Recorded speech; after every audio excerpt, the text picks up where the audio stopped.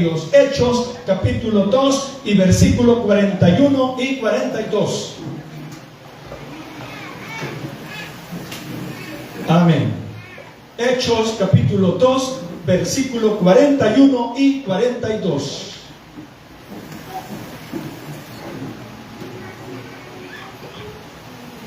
Aleluya.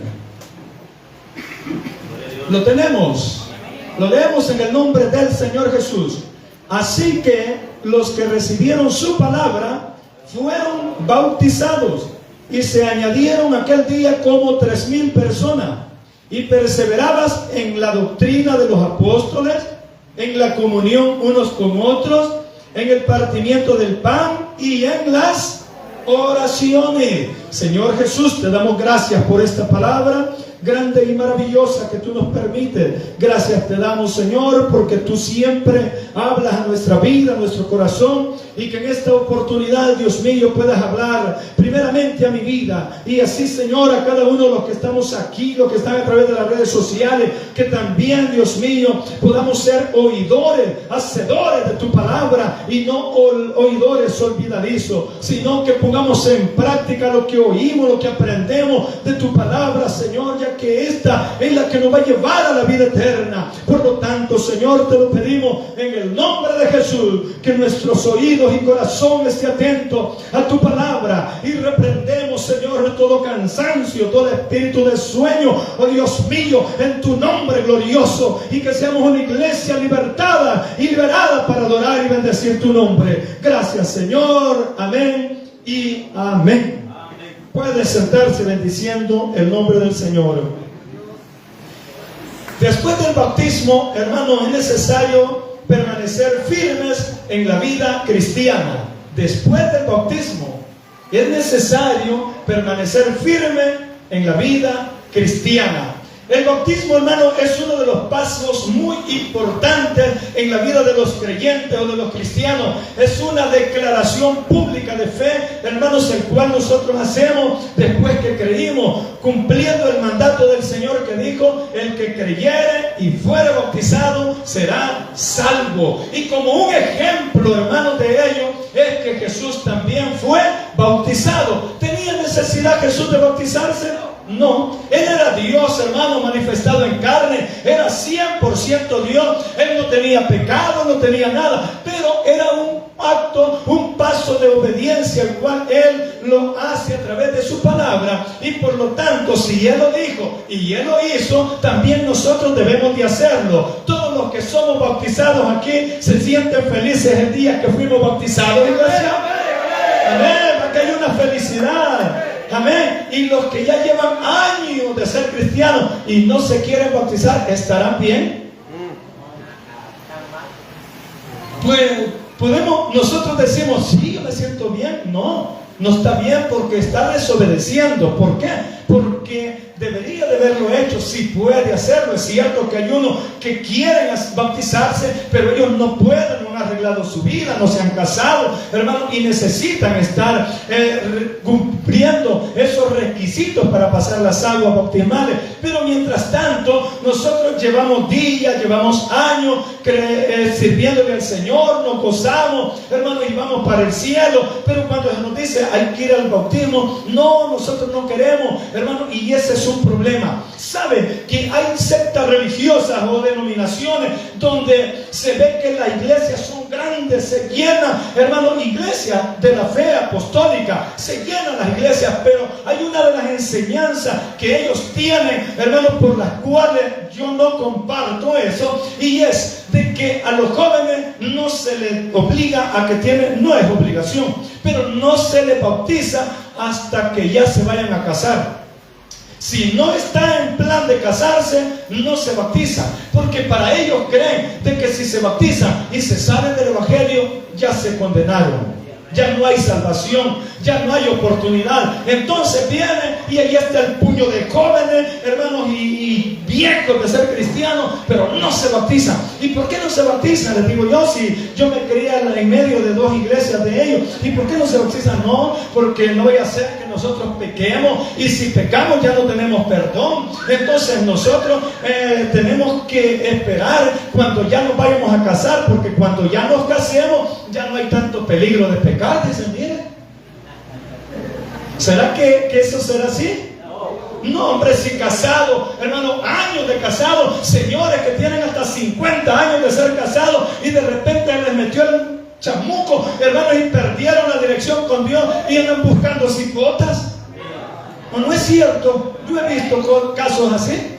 Y tienen 50 años de casado, 80 años de edad, hermano, y todavía andan pidiendo cipotas. Entonces, para el pecado, para eso no hay edad, porque el diablo lo que anda viendo es su alma y llevarla a la perdición, iglesia. Su alma es la que sigue el enemigo. No importa si usted está joven o está anciano, como esté, el diablo anda como león rugiente viendo a quién devorar. Y lo primero que tenemos que hacer es estar bien con Jesús de Nazaret, Rey y Señor de señores.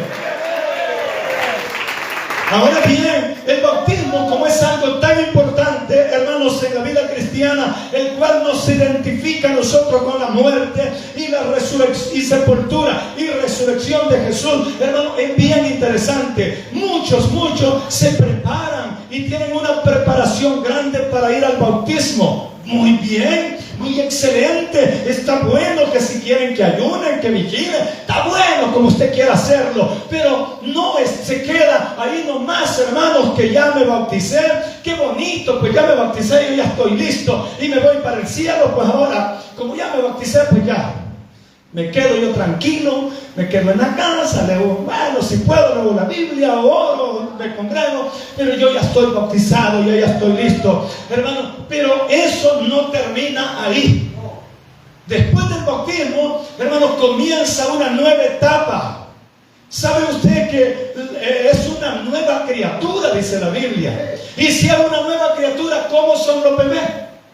Cuando un bebé nace, hermano, ¿qué es lo que sucede? Que se les da leche, ¿va? Para que ellos vayan creciendo, se les va dando comidita, para que ellos vayan fortaleciéndose y vayan creciendo fuerte. También el cristiano, después del bautismo, también necesita la palabra de Dios, hermano, para que pueda crecer y madurar espiritualmente.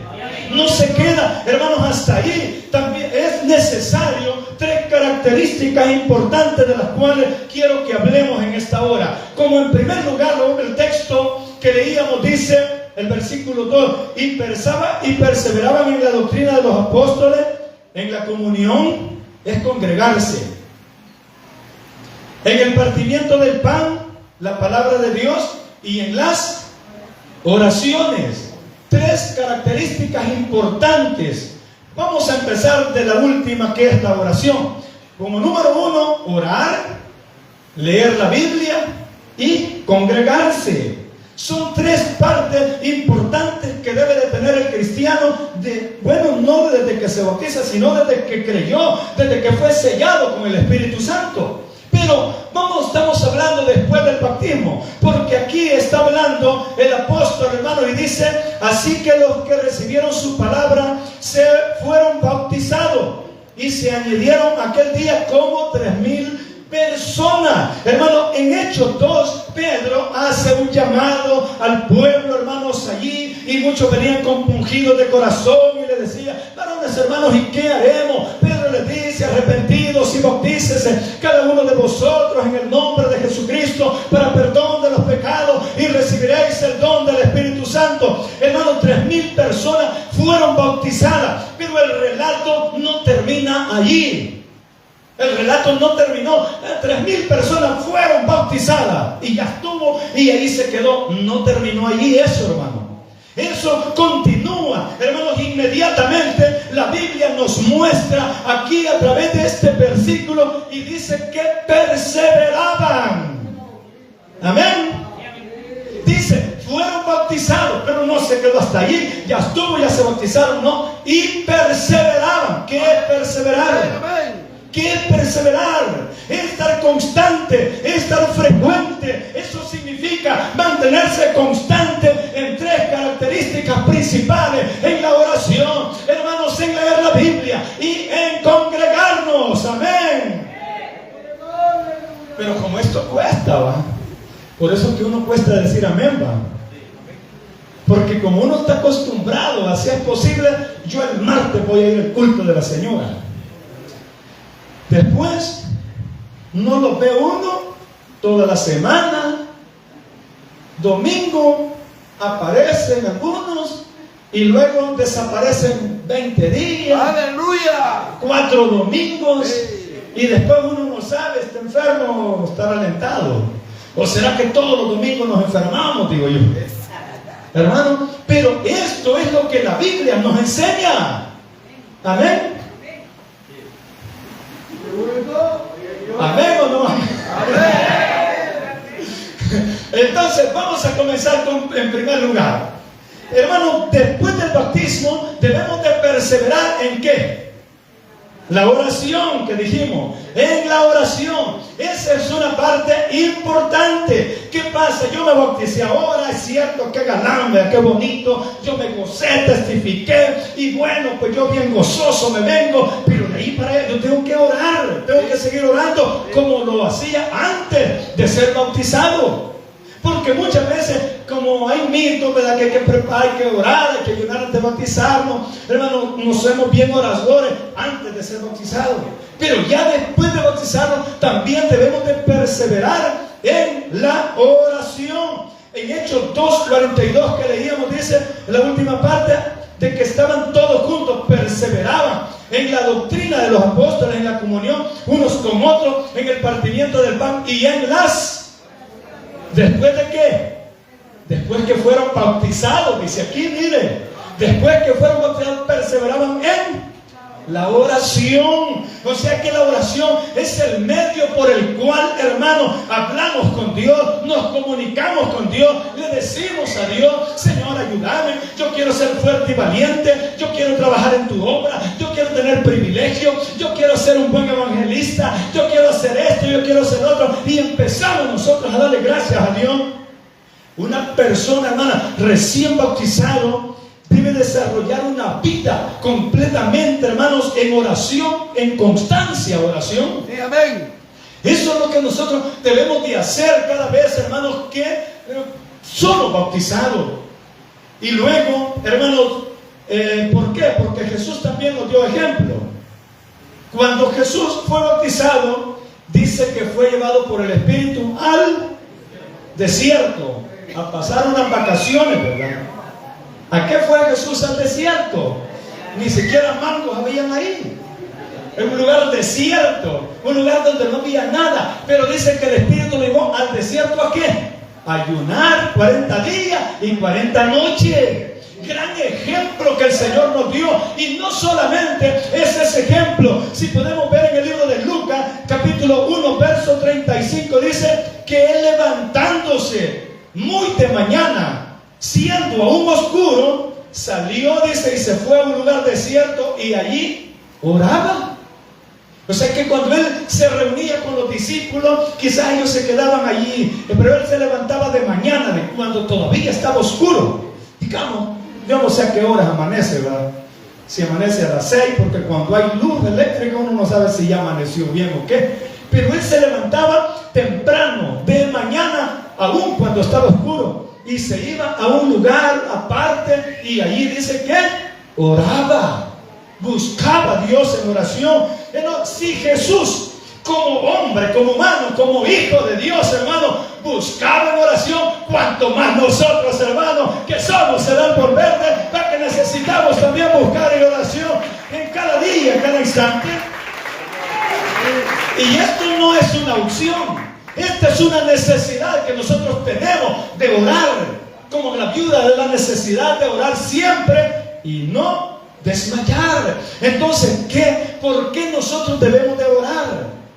Debemos de orar, hermanos, porque necesitamos tener comunión con Dios.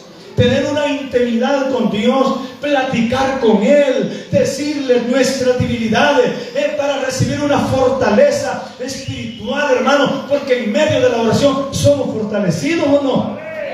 Hermano, para vencer las tentaciones, Jesús también oró, hermano, en ello. Para vencer toda tentación, hermano, y para recibir una dirección, hermanos, qué dirección vamos a tomar en nuestro camino, en nuestra lucha, qué es lo que se nos va a enfrentar más adelante, qué situaciones vamos a tener. Pero una persona orada, una persona, hermano, que tenga comunión con Dios, es como una vitamina que usted está siendo inyectada, y son más que vencedores por medio de la oración, y a su nombre. Allá en el libro de Daniel, en el capítulo 6, firmaron un edicto, hermanos, que no tenían que orar a ningún Dios por 30 días. Pero ¿qué sucedió? Que cuando se da cuenta, hermano Daniel, que aquel edicto había firmado, él se va para su cuarto y abriendo la ventana, hermano, de su casa, dice que oraba al Señor. ¿Cuántas veces? 3 veces al día, iglesia. 3 veces al día. Dice que oraba. Él permaneció firme. ¿Por qué, hermano? Porque tenía una vida constante de oración, y las pruebas, las amenazas nunca lo desviaron, hermanos, porque la oración nos hace fuertes y valientes. ¿Cuántos hay fuertes y valientes aquí? Amén, iglesia. Hermano, así mismo le pongo de ejemplo a él como a nuestro Señor Jesús, porque él fue humano igual como nosotros, aún siendo Dios, pero él vio la humanidad, vio los dolores, el sufrimiento, sintió hambre, hermanos, sintió aflicción, sintió todo. Pero Jesús allá en Getsemaní, hermanos, también él se va, hermanos, a orar, como dice que al tiro de una piedra, él se va y se arrodilla, hermanos, y él empieza a pedirle: haz de mí que pase esta copa, pero que no sea como yo quiero, que sea conforme a tu voluntad. Hermanos, mire qué hermoso, porque él, hermanos, sabía el momento difícil que iba a pasar, de ser maltratado, ser torturado, llevado a la cruz del Calvario, ser azotado, poner aquellos clavos. Pero aún así él se sometió a la voluntad de Dios. Pero cuando no oramos, no aceptamos la voluntad de Dios nosotros. Cuando estamos faltos de oración, ¿y por qué me pasó a mí? Dice uno, y empieza a renegar. ¿Y por qué a mí? Dice uno. Es una palabra común que tenemos los salvadoreños. ¿Y por qué a mí? Como quien dice, ¿por qué no al otro? Hermano, entonces son palabras, hermano, que nosotros no aceptamos cuando nos suceden las situaciones difíciles, y estamos expuestos a cualquier cosa nosotros, hermano. A veces nosotros decimos: pero yo soy un buen cristiano, yo soy un hombre que no me quedo, yo soy bien ofrendador, yo hago esto, ¿y por qué me va sucediendo a mí? La voluntad de Dios así es, hermano, porque la voluntad de Dios siempre va a ser buena, ¿verdad? Agradable, y es perfecta, iglesia, y hay que aceptar la voluntad de Dios. Estamos hablando un poquito de cada cosa, hermano, porque si hablamos de la oración hay mucho. El apóstol Pablo dijo: orad sin cesar. En lo que se requiere, dijo también, diligencia, no perezosos, fervientes en el espíritu, sirviendo al Señor. La oración es la llave principal que todo cristiano debe de tener. Amén. Después de oración no se acabó todo. Hay que orar, hay que pedirle. Y como número 2, después del bautismo debemos de perseverar en lo que es la lectura. ¿De qué? De la palabra de Dios. ¿A cuánto le gusta leer la Biblia? Amén. ¿Cuántos cargan la Biblia? Amén. En el teléfono, aunque sea, ¿va? Pero usted carga la Biblia. Pero no hay nada mejor que cargar una Biblia de papel. Sí, amén. Yo le aseguro que esto es mejor que cualquier otra cosa. La puede cargar en el teléfono, pero no hay nada mejor que usted la cargue así. Amén. No importa que sea grande, pequeña, como sea, pero cargue su Biblia. Eso es bien importante, hermano. Aquí encontramos que un cristiano no puede crecer, hermano, no puede ser alimentado sin la palabra de Dios. No puede tener alimento si no leemos la Biblia. Allí leamos este texto, Primera de Pedro, capítulo 2, y en el versículo 2, miren lo que dice: desead como niños recién nacidos la leche espiritual, no adulterada, para que por ella crezcáis ¿Para qué? Para salvación. Después del bautismo, como dice que son una nueva criatura, entonces usted viene como un niño que necesita de la palabra de Dios, necesita alimentarse, desear como niño recién nacido esta palabra de Dios, hermano. Debemos de saciarnos, debemos de buscarla. Jesús mismo lo dijo: escudriñad mis escrituras, porque en ella os parece que vas a tener la vida eterna. Leamos la Biblia del Señor Jesús cada día, cada momento, a cada instante, hermano. Así como un bebé, hermano, necesita, hermano, para crecer, ese alimento, esa leche, hermano, de la que nos va a fortalecer. También los creyentes necesitamos la palabra de Dios para poder ir creciendo, porque esta Biblia, esta palabra, esta nos enseña, esta nos corrige, esta nos redarguye, hermanos. Esta palabra nos protege, hermano, y nos guía hacia la vida eterna. Debemos de sentir pasión por leer la Biblia, y esto lo viene enseñando el Señor desde el antiguo tiempo, en sus mandamientos, cuando le dijo, hermano, en su ley, pues que esto medite de día y de noche. Incluso les digo que había que enseñarle a nuestros hijos a amar a Dios sobre todas las cosas, y esto lo manda la palabra de Dios. Y más peor que lo manda uno de tata, hermano, instruir a nuestros hijos. Nos manda a nosotros. Esta es una gran responsabilidad, leer la palabra. En el Salmo 119 y verso 105 dice: lámpara es a mis pies tu palabra y lumbrera a mi camino. Entonces la palabra es la que va a iluminar su camino. La palabra de Dios es la que le va a ayudar. ¿Qué debe de hacer cuando usted comience su caminar? ¿Qué es lo que usted debe de procurar hacer? Por eso le dijo el Señor a Josué: hermano, nunca se apartará de tu boca este libro, le dijo, de la ley, sino que de día y de noche meditarás en él. ¿Cuántas veces leemos la Biblia, iglesia? ¡Aleluya! ¿Se da cuenta? ¿Qué es lo que se pierde uno? ¿Cuántas veces leemos la Biblia? Pero es que yo no puedo leer, dice la hermana. Pero también el Señor dijo: el que tiene oído para oír, oiga lo que el Espíritu dice a la iglesia. Amén. No es un regaño, es una palabra de fortaleza, es para que aprendamos, hermano. No es así. Esto no lo tomemos nosotros como un regaño, sino que tomémoslo como una receta médica que le está dando aquel doctor SB. Muchos están pasando consultas y le dan recetas ahí. Tómelo como una receta del Señor Jesús para su vida, para que aprendamos y para que crezcamos. Nunca se apartará de tu boca este libro de la ley, sino que de día y de noche meditarás en él, porque con esta palabra harás prosperar tu camino y todo te va a salir bien. Amén. Cuando empezamos a orar y empezamos a consultar la palabra de Dios, Él nos dirige qué es lo que debemos de hacer, cómo debemos de conducirnos, qué es lo que no tenemos que hacer y qué es lo que debemos de hacer. En esta Biblia nos enseña qué es lo que tenemos que apartarnos nosotros para seguir a Cristo. Entonces es una gran enseñanza. Dios no le dijo a Josué que leyera la Biblia una vez al mes, una vez al año, una vez a la semana. De día le dijo y de noche. O sea que en el día y también en la noche. Y leerla, qué maravilloso es leerla con los hijos, enseñarles a leer la Biblia. Hermano, hay una gran enseñanza. Yo felicito a todos los padres que traen a sus hijos a los cultos. Los niños, muchas veces nosotros queremos ponerle tropiezo a los niños cuando andan corriendo a ellos, gritan. Déjenlos que griten, déjenlos que lloren, pero nunca le den un teléfono para entretenerlo. ¿Por qué?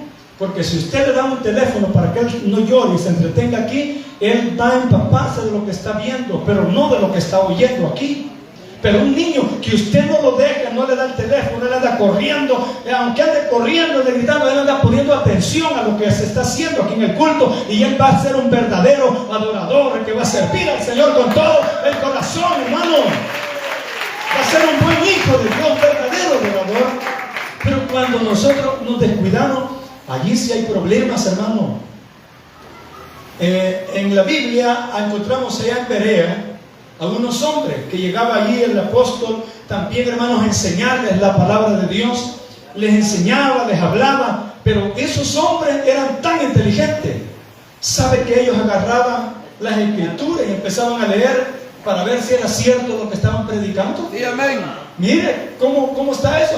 Allá, leamos ahí en el libro de Hechos, en el capítulo 17 y en el versículo 11. Este es un texto maravilloso de estos cristianos. Pablo y Silas estaban allá en Berea, hermanos, y dice, y estos eran más nobles que los que estaban en Tesalónica, pues recibieron la palabra con toda solicitud, escudriñando cada día las escrituras para ver si estas cosas eran así.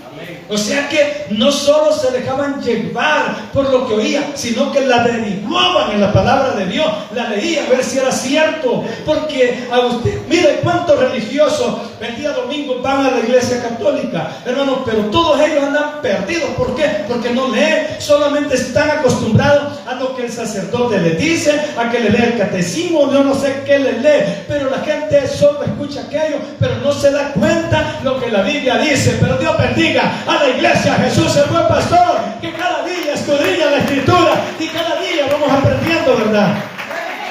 Amén. Entonces, esto es lo que hacían ellos, hermanos, lo examinaban, lo que era la palabra diariamente, hermanos. Un creyente que deja de leer la Biblia, hermanos, no puede tener madurez, hermanos, comienza a debilitarse espiritualmente. Dejó de orar, dejó de leer la Biblia y después ya no le dieron ganas de congregarse. Y como número 3, leemos aquí, después del bautismo debemos de perseverar en la congregación. Leamos lo que dice Hebreos, capítulo 10. Lea allí en su Biblia usted. Hebreos, capítulo 10 y versículo 24, hermanos, leemos estos dos textos tan maravillosos que dicen así: y considerémonos unos a otros para estimularnos al amor y a las buenas obras.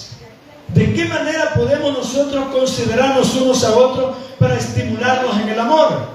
No podemos estimularnos unos a otros en el amor cuando yo estoy aquí y usted no está aquí. Necesitamos estar frente a frente, necesitamos vernos todos para podernos estimular unos con otros. Entonces viene el escritor y dice esta palabra, porque no dejando, les dijo, mire, para poder estimularnos, no dejando, les dijo, ¿de qué? Dígalo usted, hermano, dígalo con toda su fuerza. No, hombre, ¿por qué no siguen diciendo?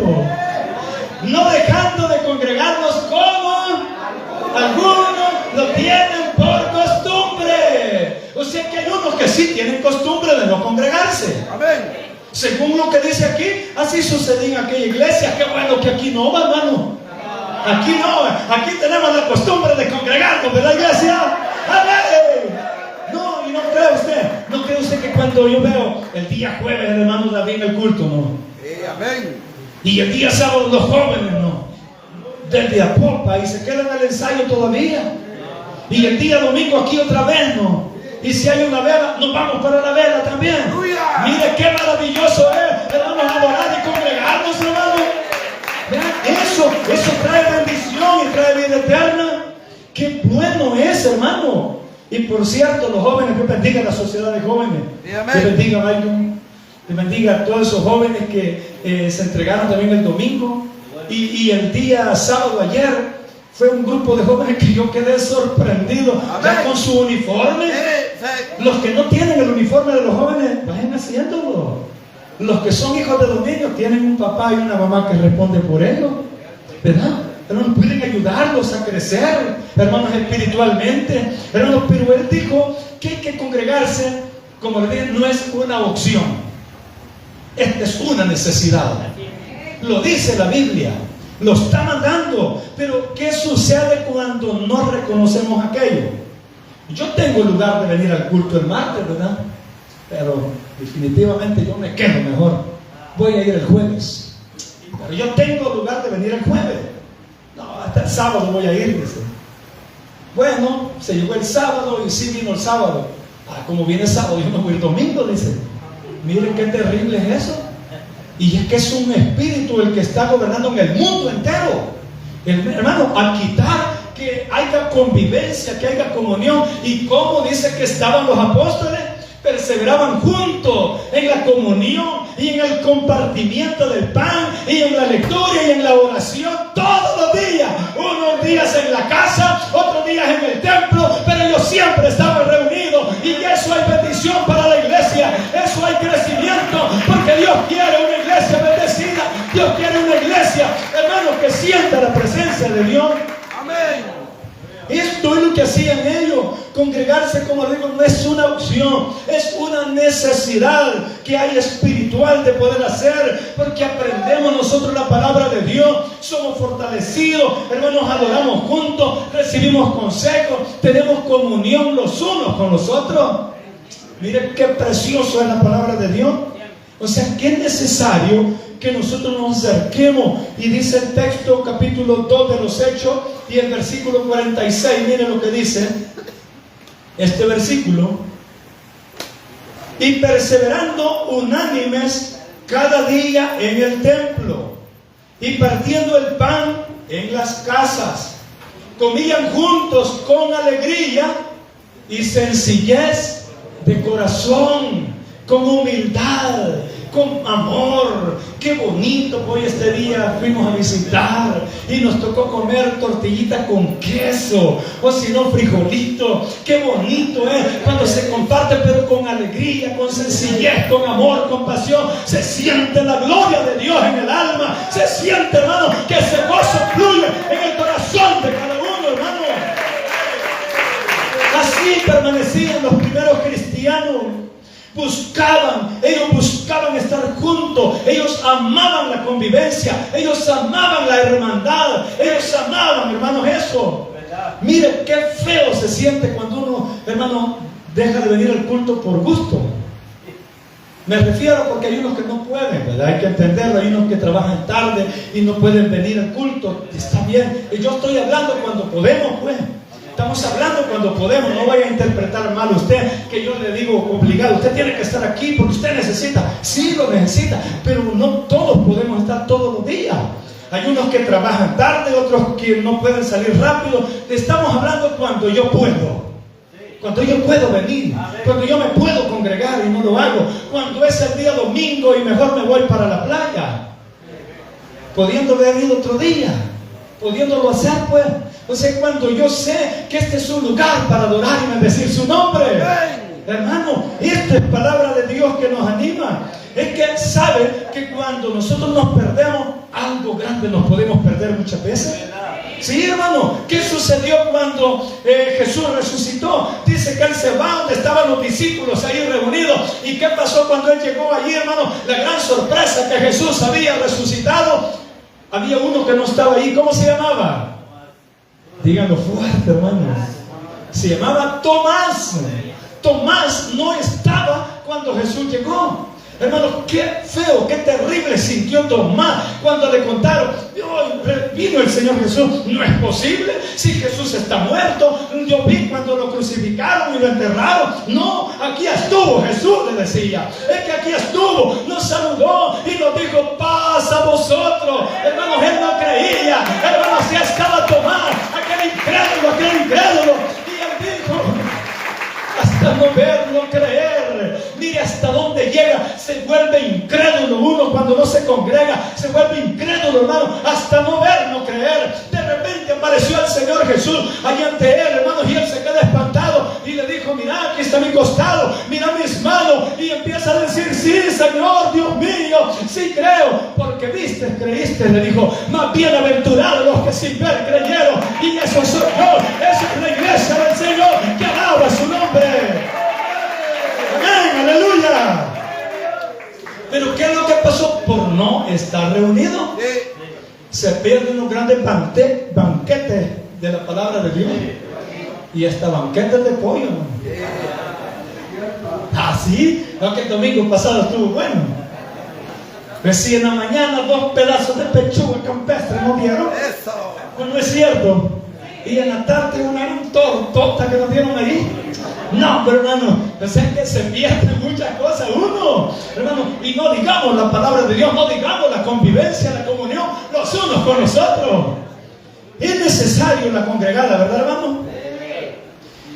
Allá en el libro de Romanos, capítulo 12, verso 1, dijo Pablo: así que, hermanos, os ruego por la misericordia de Dios. Mire que Pablo, como decía, hermanos, les ruego por la misericordia de Dios, les decía, que presentéis, le dice, vuestro cuerpo en sacrificio vivo, santo y agradable a nuestro Dios, que vuestro culto racional. Es como que yo le digo a usted: hermanito, hermanita, por favor, no se quede en la casa, hermano, por favor, congréguese. No se pierda el día domingo, hermano, hermana, el culto. Hermano, pero a veces pasan un mes y no aparecen algunos hermanos. Ustedes son de los que se congregan todos los días, ¿eh? No todos los días, ¿va? Porque es imposible. Pero aquí los vemos siempre, hermano. Pero Pablo le dice: así que, hermano, os ruego por la misericordia de Dios. Mire qué palabra, yo la tomo como una palabra de victoria, de amor, una palabra de amor para nosotros, hermanos. Hermanos, por las misericordias. No dice por la misericordia, por las misericordias. Son muchas las misericordias de Dios. Cada día amanecemos nosotros sanos, amanecemos viendo la luz del día. Cada día nos bendice. No pasamos enfermos toda una semana. Dios nos tiene sanos para que trabajemos. Y si nos enfermamos, podemos trabajar a un enfermo, pero no estamos allá en el hospital postrados una semana y tener que mantener los niños y los gastos, los recibos, y sin poder trabajar. Hermano, pero Dios tiene cuidado. ¿Cómo no agradecer a Dios por eso, iglesia? ¿Cómo no darle la honra y la gloria al Señor cada día? Por eso dice Pablo: así que, hermanos, por favor, por la misericordia de Dios, preséntense, dice. Miren qué palabra de Pablo, de ánimo, de fortaleza, para que lo animan a uno, hermano. A mí me anima. Y por eso también el salmista David decía: mirad cuán bueno y cuán delicioso es habitar los hermanos en armonía. Es como un gran olor, hermano. Mire qué bueno. Sé que hay muchos. Y Pablo dijo: una cosa he demandado al Señor, esta voy a buscar, dijo: estar todos los días de mi vida en la casa del Señor para contemplar su hermosura. Miren, él se deleitaba viendo la creación de Dios. Se deleitaba viendo cómo Dios los creó, a unos altitos, otros bajitos, otros gorditos, otros secos. Hermano Ricardo. Pero el Señor nos hizo todos hermosos, hermano. Nos hizo graciosos, unos amargados, otros serios, otros sonrientes, pero Él nos ha hecho todo. Somos hechuras de Dios. Yo no sé si puedo darle una ofrenda de palmas al Señor, pero con todo el corazón. Dios nos llama a que nos acerquemos. Solo voy a terminar con unos textos, hermanos, que lo leamos todos juntos. Y está en el libro de los Salmos, capítulo 84. Usted se los puede, pero leámoslos juntos, hermanos, que son unos salmos muy maravillosos. Mire, 84, 1 y 2 dice: cuán amables son tus moradas, oh Señor de los ejércitos. Anhela mi alma y aún ardientemente desea los atrios de mi Dios. Mi corazón y mi carne cantan al Dios vivo. Mira, qué maravilloso es amar este lugar, estar donde podemos adorar su nombre. Y en el versículo 10 dijo él: porque mejor es un día en sus atrios que 1000 fuera de ellos. Escogería antes estar a la puerta de la casa de mi Dios que habitar en las moradas de maldad. Fuera de este lugar hay maldad, hay perversidad, hay pecado, hay destrucción. Mientras estamos aquí, va que nos sentimos bien consagraditos, iglesia. Si pasamos todo un día aquí, ¿cómo se siente uno? Se siente uno que ya va para el cielo. Con unos 2 días que nosotros estuviéramos los 2 días enteritos, yo siento que casi echamos alas, hermano. Se vuelve uno tan feliz, tan contento, y uno quizás pasar a decir, Señor, ¿y por qué no vení ya? Si yo sé que al salir de aquí hay pruebas, hay tentaciones, y no vaya a ser que desmaye, Señor, mejor vení ya, porque yo me siento bien ahora contigo. Una gran armonía que uno tiene con Dios. Cuando te pegas enojada con el esposo o la esposa, ¿va? Y al ratito vuelve otra vez la armonía, ¿va? No, ya no, dice, ya no vuelvo a equivocarme, dice. Mire, qué precioso es, hermano. Dame una ofrenda de pan al Señor con todo el corazón. Por eso es mejor estar un día en su atrio que 1000 fuera de ellos. Estar en la casa de Dios es lo más maravilloso. Después del bautismo, luchemos por mantener estas 3 características importantes, que es orar, la lectura de la Biblia y congregarnos.